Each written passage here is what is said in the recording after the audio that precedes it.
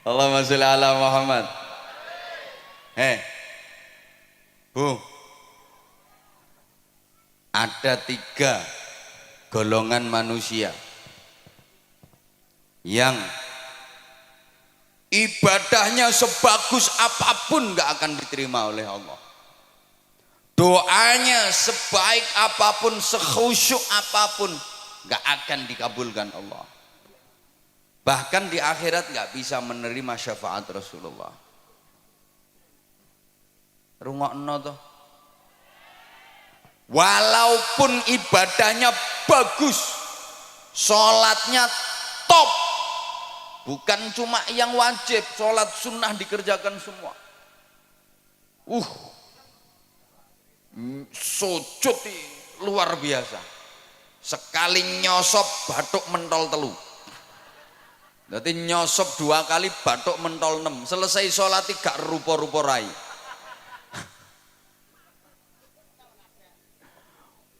Poso bendino, sodakoh nyah-nyoh, zakat orang mufakat, wiridan sak dalan-dalan maca Quran yo turut ratan. Berangkat haji tiap tahun, dia pergi umroh seminggu 5 kali. Iso ngomahe Mekah kok. Kan omahe Mekah.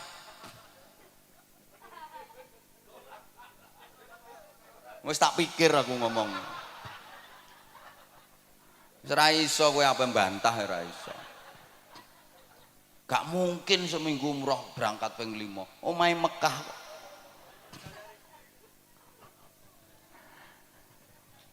Kalau masuk 3 golongan manusia ini percuma. Gak akan diterima Allah. 1, aqul walidain. Anak yang durhaka kepada kedua orang tua. Naudzubillah. Sehebat apapun anak, kalau sampai durhaka kepada orang tua, berani kepada orang tua, menentang orang tua, melawan orang tua, zalim kepada orang tua, menyakiti hati dan perasaan orang tua, menyia-nyiakan orang tua, padahal si anak hidupnya berkecukupan, kaya, orang tuanya hidup menderita, itu dia mentala. Alah wes kadung.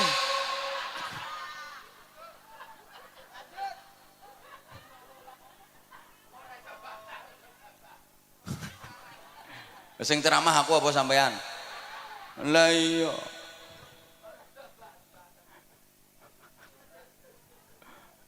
Walaupun ini anak alim, mangan kitab entek 2896, ilmune sundul terop, saking pintere sampai iso ngraji entut. Ngraji angin ini sak gampang, ngraji entut. Begitu tit kok.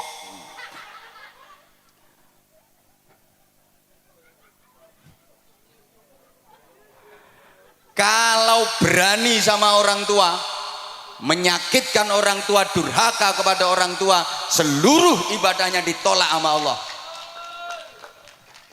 Doanya nggak akan dikabulkan oleh Allah. Bahkan di akhirat dia nggak bisa menerima syafaat Rasulullah. Walaupun secara lahiriah orang tuanya seakan-akan bersalah, karena dalam hubungan anak dengan orang tua itu undang-undangnya cuma ada 2 pasal. Pasal 1, orang tua tidak pernah bersalah. Pasal 2, apabila orang tua melakukan kesalahan, kembali ke pasal 1. Ya gak mumet, memang pasalnya cuma 2 kok. Jadi hubungan anak kepada orang tua itu pasalnya cuma 2 undang-undangnya. Pasal 1, orang tua tidak pernah bersalah. Pasal 2, apabila orang tua melakukan kesalahan, kembali ke pasal 1.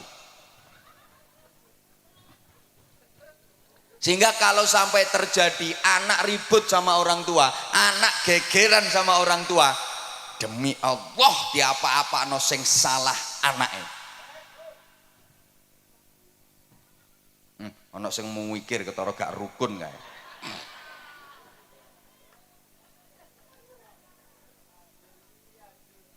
Wajar. Karena nggak ada orang tua, nggak ada anak. Orang tua itu menjadi sarana, lantaran wujudnya manusia di alam dunia, betul? Boleh kene ana sing tanpa wong tua. Dadi mara bejudus teko lemah. Apa meletek teko watu.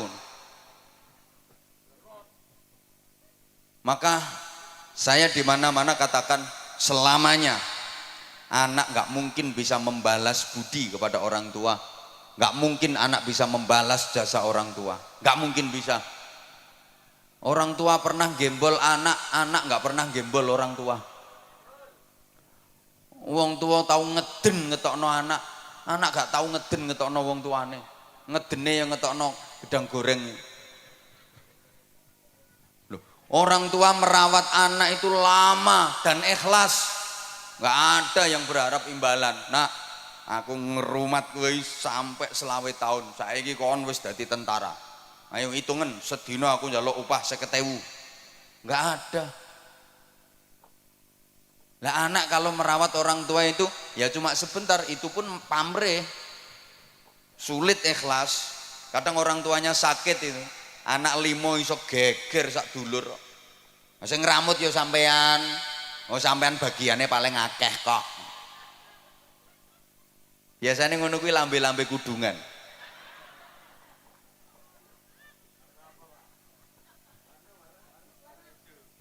Halo. Halo. Ya. Rungokno. Orang tua merawat anak itu yang diharapkan hidupnya anak. Sing diharap-harap uripe. Lah nek anak ngramut wong tua iki mek karo nunggu matine kok. Sorry ya. Orang tua itu mau gantiin sakitnya anak. Kalau anak nggak mau gantiin sakitnya orang tua. Orang tua rela menggantikan derita anak. Kalau anak nggak mungkin mau menggantikan derita orang tua. Saya udah sering kasih contoh. Orang tua itu punya anak sakit, anak masih kecil sakit. Ya Allah, nangis. Semalaman nungguin anak nggak tidur. Dia nggak rela seekor nyamuk pun menggigit anaknya, hinggap di tubuh anaknya. Ditunggoni sampai gak turu, nangis memohon kepada Allah, ya Allah biar saya saja yang gantiin sakitnya anak saya asal anak saya sehat. Tapi anak gak mungkin mau gantiin sakitnya orang tua.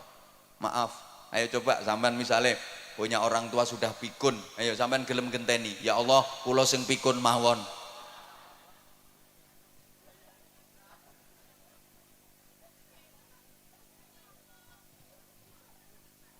Orang tua tuh punya anak pilek, hidung tersumbat, sing nyumpeli yo umbel, ndak iso ambekan, diapakno? Disedot, dicucup, masya Allah, umbel ya dicucup. Ayo bu, misalnya bapak sampean umbelnya meler, mriki pak kula dilatane pak.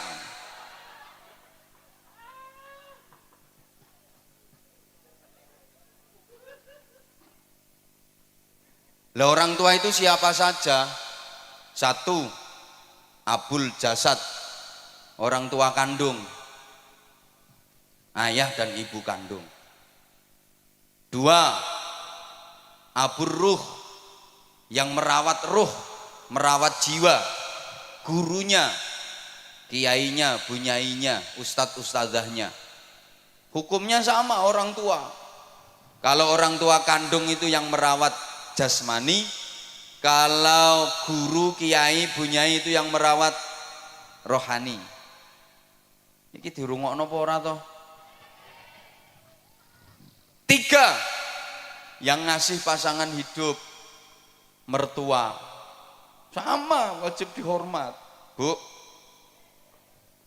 menantu kalau nggak rukun sama mertua, ya sama itu namanya menantu yang tidak berbakti kepada orang tua, durhaka.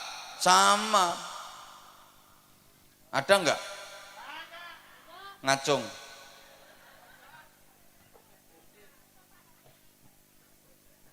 Sing akeh mantu gak rukun karo maratuwa iki mantu wedok. Kenapa? Mohon maaf, penting ini. Perempuan itu cenderung serakah.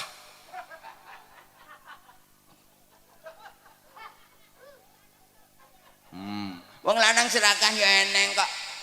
Yang mbek kiai wani nyentak apa maneh mbek bojone. Mohon maaf, banyak istri yang tidak merelakan suaminya untuk berbakti kepada orang tua. Banyak suami yang tidak menyadari posisi. Sorry ya, istri sama suami itu beda. Karena istri perempuan, suami laki-laki. Lah yo beda. Istri itu haknya suami. Kalau suami bukan haknya istri, haknya orang tua. Rungokno. Suami itu haknya orang tua. Artinya suami harus lebih memprioritaskan orang tuanya, mementingkan orang tuanya daripada istrinya. Ya sama-sama penting, istrinya penting, orang tuanya penting, tapi perbandingannya lebih dipentingkan orang tuanya daripada istrinya. Ini kalau suami. Beda dengan istri. Istri haknya suami, bukan haknya orang tua. Karena waktu nikah sama orang tuanya sudah diserahkan total kepada suami. Maka istri harus lebih memprioritaskan suaminya daripada orang tuanya. Kalau suami harus lebih mementingkan orang tuanya daripada istrinya. Lah ini yang suka nggak diterima oleh para istri. Suami mau berbakti kepada orang tuanya, dihalang-halangi oleh istrinya. Kadang suami mau ngasih duit ke ibunya, ini si istri ngamuk-ngamuk, diselidiki. Mbok kei pira makmu mau? Mbok kei pira makmu mau? Mbok kei pira? Ya kekno kabeh kono. Kekno kabeh. Ndang ngusungi rono kabeh. Gawa nang gone makmu kabeh kono. Wis, klambimu nang digerono pisan, bantalmu sak sarungmu usungi rono. Engko bengi nang kelon karo makmu kono.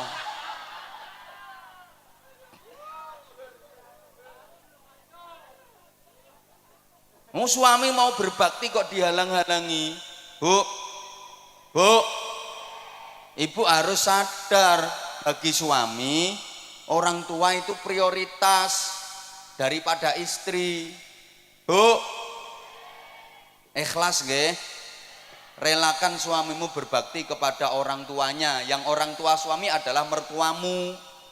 Maka istri solehah, calon-calon bidadari surga itu adalah perempuan-perempuan yang mengikhlaskan, merelakan suaminya berbakti kepada orang tuanya. Suaminya lebih mementingkan orang tuanya daripada dirinya sendiri. Itu perempuan-perempuan solihah, calon-calon bidadari surga. Nggih Bu nggih? Nggih Bu nggih? Jadi misalnya, Bu, suami ibu punya duit 10 juta. Nah, ibu sebagai istri dikasih 3 juta, yang 7 juta dikasihkan ibunya suami. Ikhlas nggih?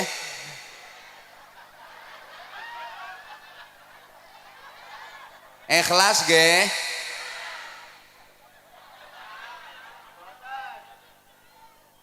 Ikhlas mboten? Mulane angel mlebu swargamu ya ngono.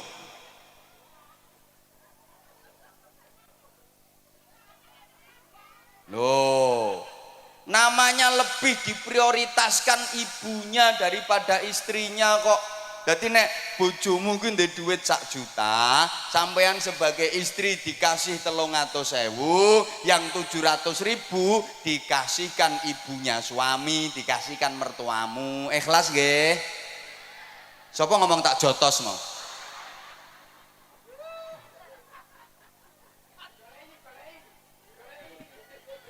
jotos deh. Kuwi istri apa petinju kok tak jotos deh. Kalau ibu ikhlas, nah itu gampang masuk surga. Itu istri solehah dan calon-calon ratu bidadari surga. Halo, rungokno. Jadi sampeyan niku Bu, kalau dikasih uang belanja sama suami, sebelum nerima duit itu sampean ngomong, "Mas, aku sampean kei duit ngene iki, buke sampean kei to ora?" Lek buke sampean kei ya aku gelem nrimo duit iki. Lek nek buke gak sampean kei, aku mau nampani, Mas. Buke kei sik kudu luwih akeh. Lek buke wis sampean kei, lagek tak trimo. Ngoten nggih? Pret. Pret.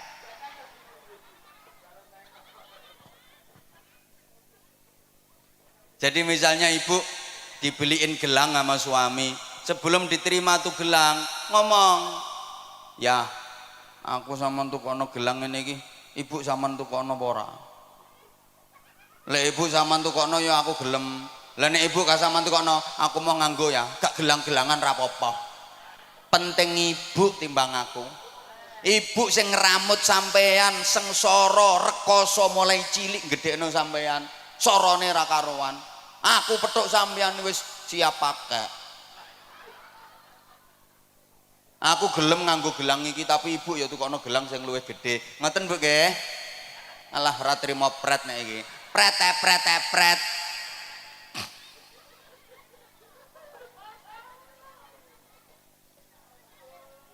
Ibu, jadi misalnya ibu mau diajak berangkat umroh sama suami, ibu harus ngomong, "Ya, aku kata dijak umroh, ibu sampean jak taga.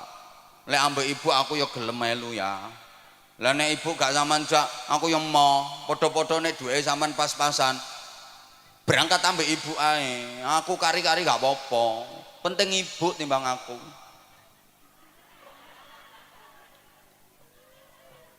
Bapak, sampean sebagai suami Pak, kalau punya istri yang karakternya seperti itu, betul-betul lelaki beruntung di dunia ini.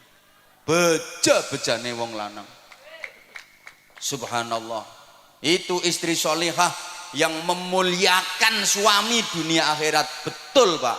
Kalau Bapak punya istri dengan tipikal seperti itu, aku pesen Pak, ramuten sing apik, jangan sia-siakan. Betul Pak. Perempuan seperti itu Pak, sebelum mati jangan dikubur dulu.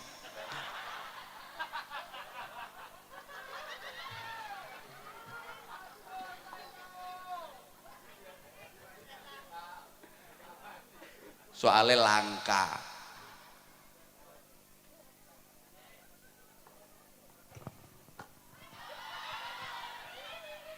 Lo udah 1,5 jam loh ini. Yang kedua, Yang kedua, mahal yo gak melo urun kok. Yang ibadahnya pasti ditolak, doanya nggak mungkin diijabah, dan di akhirat nggak bisa menerima syafaat Rasulullah adalah para istri menengok. Lu memang iya kok. Istri-istri yang suka melukai perasaan suami, menyakiti hati suami padahal suaminya benar, dan suka membebani suami di luar batas kemampuannya. Tak baleni. Pengumuman. Ibadah sebaik apapun gak akan diterima Allah, doa sekhusyuk apapun gak akan diijabah Allah, dan di akhirat gak bisa menerima syafaat Rasulullah. Siapa? Istri-istri yang suka melukai perasaan suami, menyakiti hati suami padahal suaminya bener. Aku gak bakal suami sih gak bener. Alah rungokke sik.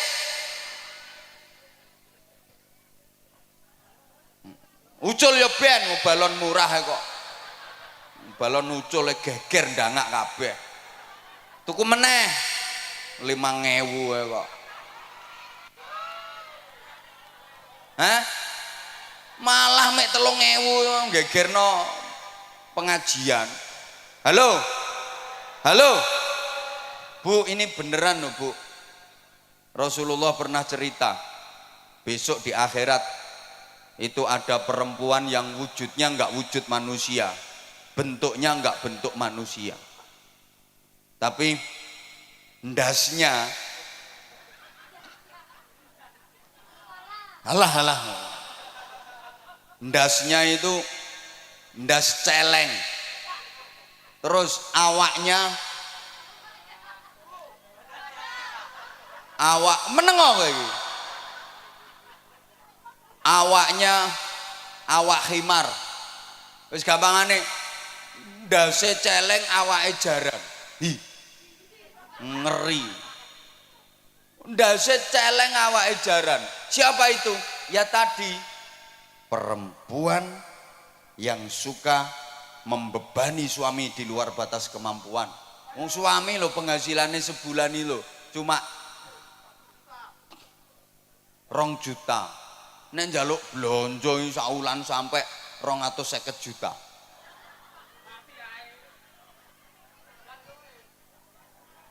Misalnya perempuan yang suka melukai perasaan suami dan menyakiti hati suami, maka seperti itu akibatnya, ibadahmu gak akan diterima Allah.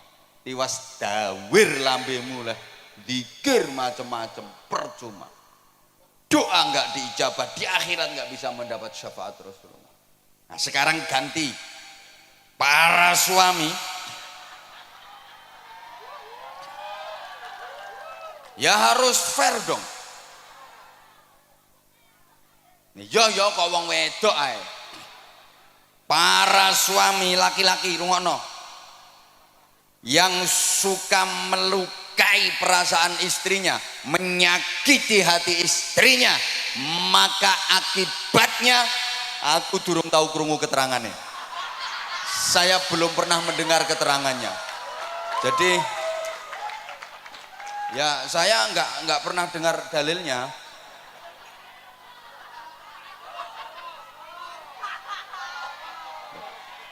Lah nanti kalau saya sampaikan yo malah keliru kabeh.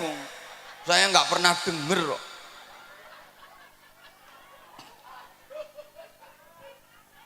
Bagusnya perempuan itu nggak perlu ngerti dalil-dalil yang kayak gitu.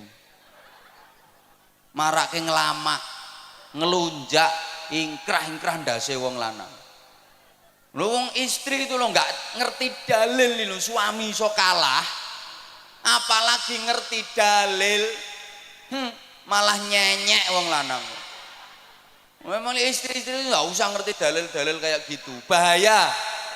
Wong nggak ngerti dalil sing lanang kalah kok, pemane ngerti dalil.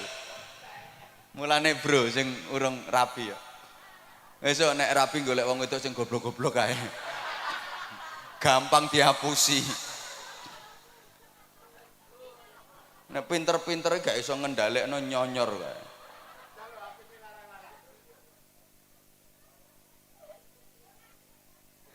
Yang ketiga udah itu berlalu. Yang ketiga, orang yang mutus silaturahim. Itu yang ibadahnya nggak akan diterima oleh Allah. Doanya nggak diijabah sama Allah. Di akhirat nggak bisa mendapatkan syafaat Rasulullah. Maka itu perlu kita hindari 3 hal tadi. Allahumma sholli ala Muhammad. Nah, selanjutnya jamaah rahimakumullah, perlu perbaikan diri. Peningkatan kualitas ibadah. Baik yang vertikal, hablum minallah, ibadah ritual, maupun yang horizontal, hablum minan nas, ibadah sosial. Halo. Dilanjut apa mboten? Oke, tak imbui. Ya, ini ibarat kerja itu lembur berarti. tambahan durasi ya. Gini, ya, hidup ini harus selalu ada peningkatan dan perbaikan. Slogane hari ini harus lebih baik daripada kemarin, dan esok harus lebih baik daripada hari ini. Dalam menjalani hidup, pantang bagi kita untuk berprinsip aku masih seperti yang dulu, aku begini engkau begitu. Itu sama saja. Kalau orang Jawa bilang sami mawon, nek diteruske bokonge Mbak Mi dintup. Harus ada dinamika ke arah hidup yang lebih baik. Ibu bapak jamaah rahimakumullah, pembangunan musola ini harus disertai dengan pembangunan manusianya. Iya, kita berharap mudah-mudahan musola, masjid-masjid yang ada itu benar-benar bisa menjadi laboratorium rohani, pembangunan mental spiritual. Negara kita itu punya jargon di lagu kebangsaan Indonesia Raya itu, bangunlah, bangunlah, ayo tobu. Pertama bangunlah jiwanya dulu, baru bangunlah untuk Indonesia. Bangunlah jiwanya. Pembangunan jiwa itu menjadi sangat penting.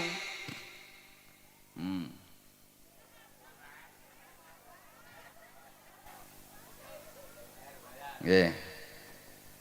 Mohon gelas ini untuk dikeletak.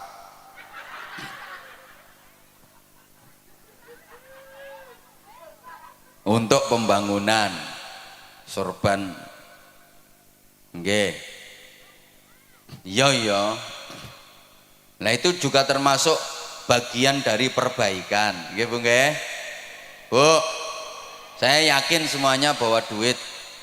Kalau nggak bawa duit nggak apa-apa kok, kalung dilepas, gelang dipelorot nggak apa-apa, nanti biar dijual sama panitia. Ini pasti semuanya bawa duit. Saya nggak percaya kalau nggak bawa duit. Ono yang 100.000, ada yang 50.000, 20.000, 10.000, 5.000, 2.000, 1.000. Nanti kira-kira yang disedekahkan berapa?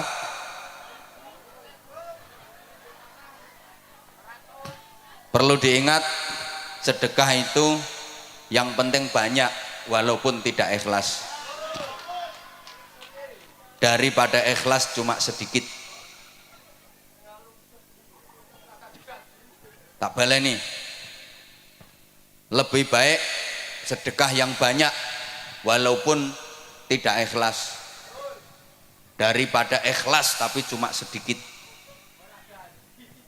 Kenapa? Saya berani bilang lebih baik sedekah banyak walaupun tidak ikhlas. Loh iya, daripada ikhlas tapi sedekahnya cuma sedikit. Karena kalau sedekahnya banyak, terus sedekah banyak, terus sedekah banyak, pasti lama-lama ikhlas. Mesti metu ikhlas. Mikir ora ikhlas, terus ngetokno akeh kok ora ikhlas. Tapi kalau sedekah itu prinsipnya yang penting ikhlas walaupun sedikit, sampai mate gak kira sedekah akeh.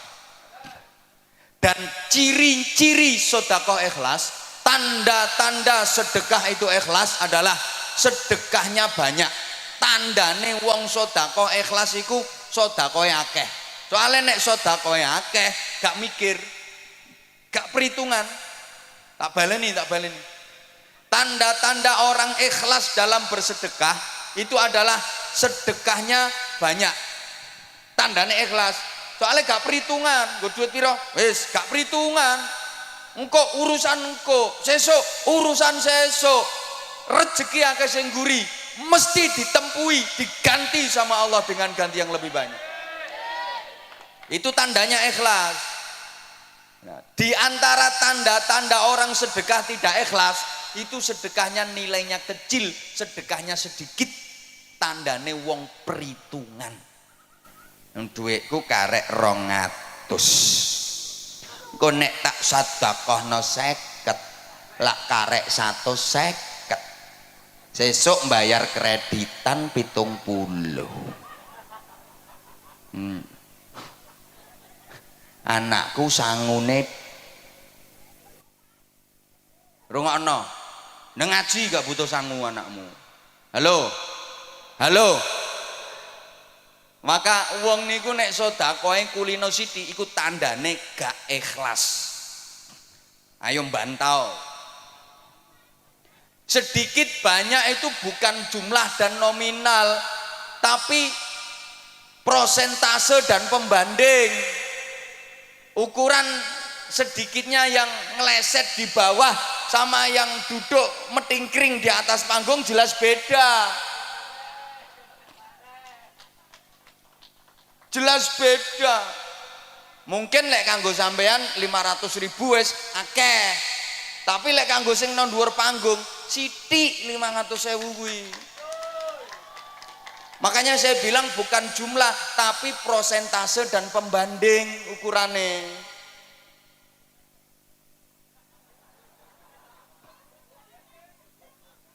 Lah iya, makanya kalau saya katakan di antara tanda ikhlas dalam bersedekah itu sedekah nominalnya banyak, nilainya banyak. Kuwi tandane ikhlas karena dia nggak perhitungan. Tandane wong sedekah gak ikhlas itu sedekahnya sedikit karena dia perhitungan. Halo. Orang yang beramal di dunia tanpa perhitungan, besok di akhirat Allah yo gak perhitungan, langsung dimasukkan surga sama Allah. Itu namanya masuk surga tanpa hisab. Tanpa hisab itu tanpa perhitungan. Siapa yang dimasukkan surga tanpa hisab, tanpa perhitungan? Ya orang-orang yang waktu di dunia amalnya tanpa perhitungan. Malaikat yang meriksa itu langsung didhawuhi sama Allah, kasih instruksi. Malaikat, itu orang waktu di dunia amal tanpa perhitungan. Udah sekarang langsung masukkan surga tanpa diperhitungkan amalnya. Cepet tuh orang Bojonegoro kok. Langsung ke surga.